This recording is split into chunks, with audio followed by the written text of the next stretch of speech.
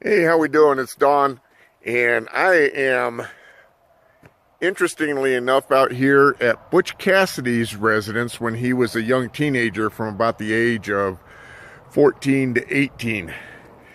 And got me kind of thinking, kind of switch modes on here and let you see what I'm seeing here. It's pretty cool. See if I can get that to switch there.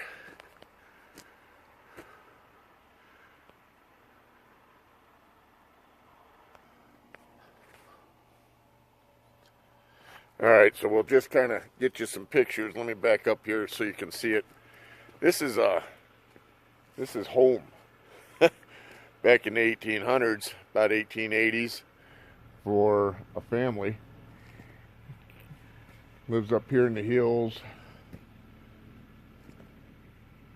Little barn there, I guess, for the horses and stuff like that. Some of the machinery that may or may not have been theirs, but it's here on the property. I found it kind of interesting. As a teenager, he was known for being an awesome brother, kind to animals, and fun to be around. What do we know him for? Well, we don't know much about him, and his name was Parker, last name of Parker. We know him as Butch Cassidy, but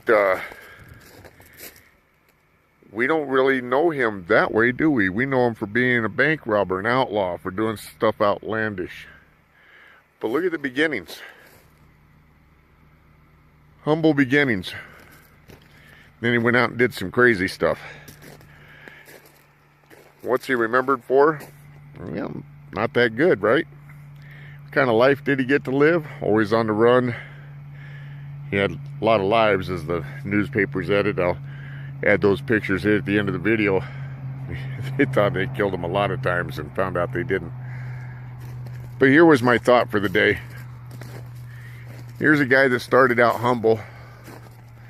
Here's a guy that changed his life, but he did stuff that most of the outlaws and thieves and other bandits didn't do.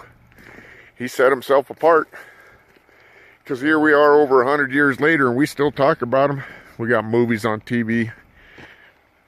He went out of his way to make a name for himself above and beyond everybody else in his industry. Now, I'm not advocating that you run out and start being an outlaw or doing things illegal.